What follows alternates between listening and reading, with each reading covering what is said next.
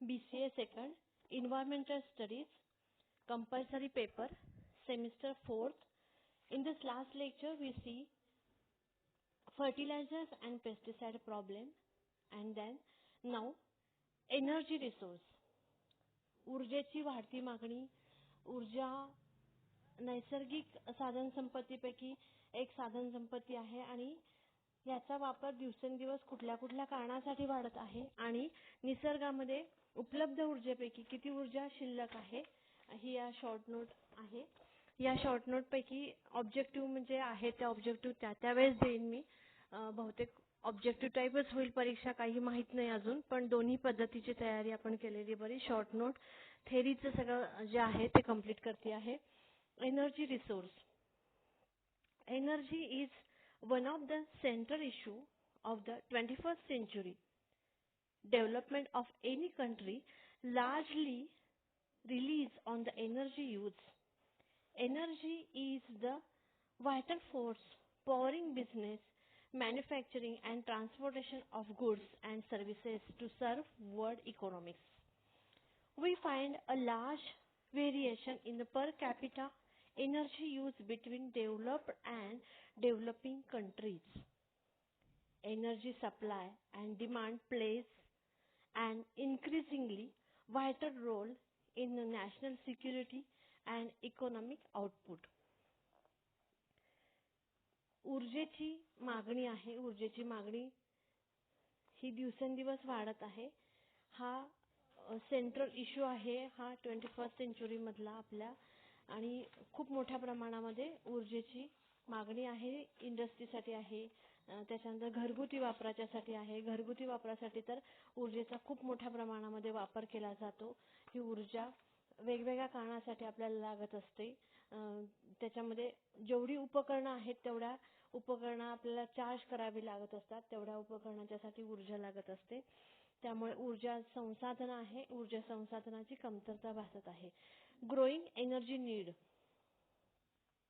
Agriculture, industry, mining, cooling, transportation, lighting, heating, etc. need energy. Our lifestyle is changing very fast and we are shifting towards luxurious lifestyle. We have to find a way of satisfying the growing needs of the human population. The vast of which still living in poverty. The first problem we face in the exploitation of demand, it is due to increase in population. गरजा वाढलेल्या आहेत मनुष्याच्या, त्यामुळे त्या वाढत्या गरजेच्या बरोबर वाढती मागणी आहे आणि त्यामुळे ऊर्जेची सुद्धा वाढती मागणी निर्माण होत आहे. It is due to increase in population and efforts of some of the most density populated region of the world develop their economics. Developed countries like USA, Canada, about 5% of world population, but consume of 1/4 of global energy resource.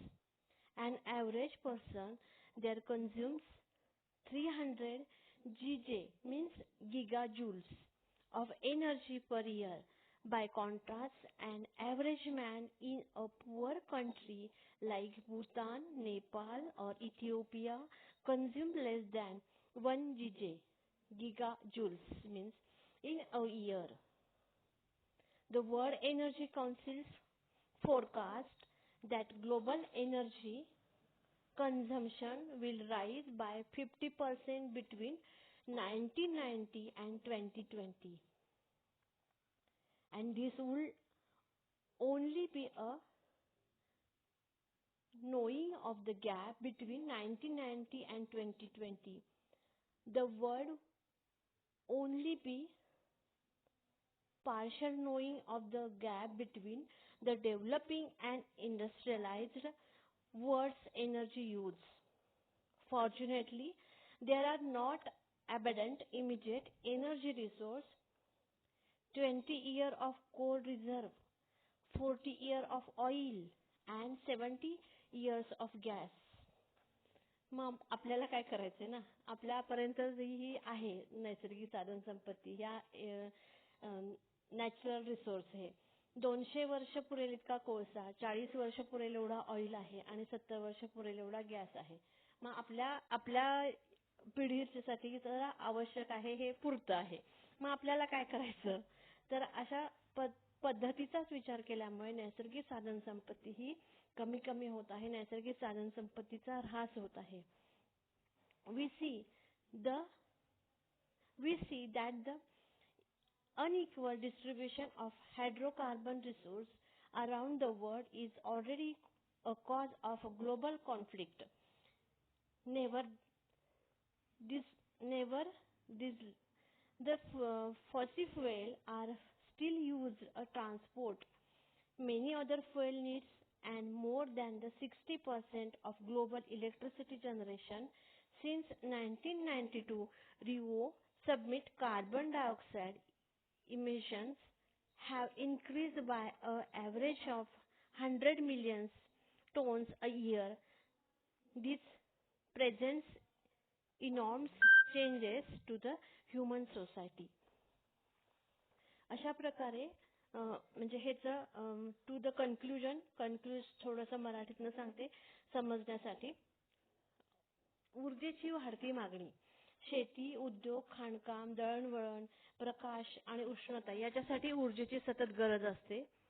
वाढत्या लोकसंख्येच्या ऊर्जेच्या गरजा भागवण्यासाठी सुलभ मार्ग काढणे आज खूप गरजेचं झालेलं आहे. आणि अमेरिका, कॅनडा हे देश जगातील एकूण लोकसंख्येपैकी फक्त 5% इतकी लोकसंख्या सामावून घेतात. आणि जगातील ऊर्जा संघटनेच्या द्वारे दिलेल्या माहितीनुसार 1990 ते 20 या काळामध्ये 2020 या काळामध्ये जागतिक ऊर्जाच्या वापरामध्ये 50% वाढ होण्याची शक्यता आहे. पण ही वाढ जी आहे ती विकसित आणि विकसनशील देशामध्ये प्रगतीचे अंतर कमी करण्यासाठी अत्यंत अल्प आहे. आणि मगाशी म्हटलं की 200 वर्ष पुरेल इतका कोळसा आहे. म्हणजे ही नैसर्गिक साधन संपत्ती आहे. ही नैसर्गिक साधन संपत्ती आपण हिचा वापर जपूनच करणं आवश्यक आहे. तर आपल्या पिढीला आणि पुढच्या पिढीला नैसर्गिक साधन संपत्तीचे फायदे मिळतील किंवा त्याचा आपल्याला उपभोग घेता येईल. ही शॉर्ट नोट येऊ शकते. ऊर्जेची resource, energy resource. Then the next is desertification. म्हणजे ही पण एक शॉर्ट नोट आहे. डेझर्टिफिकेशन इज मराठीमध्ये त्याला वाळवंटीकरण असं म्हटलं जातं. हे कुठल्या कारणामुळे घडतं वाळवंटीकरण आणि त्याच्या आपल्याला एन्व्हायरमेंटच्या दृष्टिकोनातनं काय त्याचा जे काय इफेक्ट आहेत ते इफेक्ट डेझर्टिफिकेशन कुठे कुठे आहे, कुठल्या परिसरामध्ये आहे, हे शॉर्ट नोटमध्ये सगळं इथे आहे.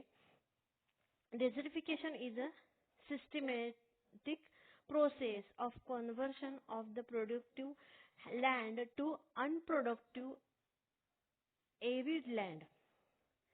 म्हणजे चांगल्या जमिनीच्या पासून सुद्धा ही जी काही अनप्रोडक्टिव्ह चांगल्या जमिनीपासून त्याच्यातनं प्रोडक्शन निघत नाही किंवा अनप्रोडक्टिव्ह आहे या जमिनीला डेझर्टिफिकेशन असं म्हटलं जातं. It is basically a man-made problem which result to environmental degradation of fertilized land. The major cause of desertification are inappropriate land use practices, cultivation on marginal land affecting adjacent fertilized land, over-exploitation of water and land resource through intensive farming, uncontrolled grazing, desertification, inappropriate irrigation practices, excessive of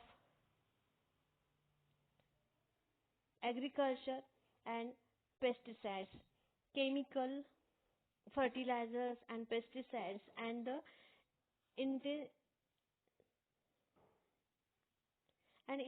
intensification of a single crop agriculture are few factors of land desertification, and increases population and livestock pressures of marginal land has also desertification.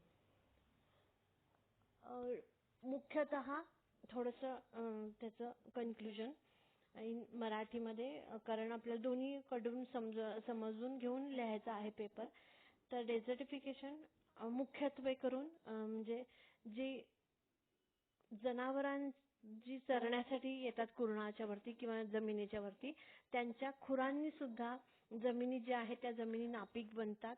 त्याच्यानंतर इथे आहे ना grazing वगैरे, ते uncontrol grazing म्हणजे अतिचराई, यामुळे सुद्धा जमिनी आहेत त्या नापीक बनतात आणि त्याचं रूपांतर पुन्हा वाळवंटीकरणाच्या मध्ये होत असतं. त्याचबरोबर ज्या जमिनीमध्ये ओसाड जमिनी आहेत त्या जमिनीचं रूपांतर वाळवंटीकरणाच्या मध्ये होत असतं. जी जमीन अनप्रोडक्टिव्ह आहे त्या जमिनीचं वाळवंटीकरणाच्या मध्ये रूपांतर होत असतं. अशा प्रकारे डेझर्टिफिकेशन जे आहे ते पूर्ण वाळुकामय प्रदेश असतो, तिथं कुठलाही वनस्पती उगवत नाही किंवा शेतीयोग्य ती जमीन नसते, त्याला डेझर्टिफिकेशन असं म्हटलेलं जातं. Remedies of controlling the desertifications are efficient use of existing water resource and control the and improving arid land.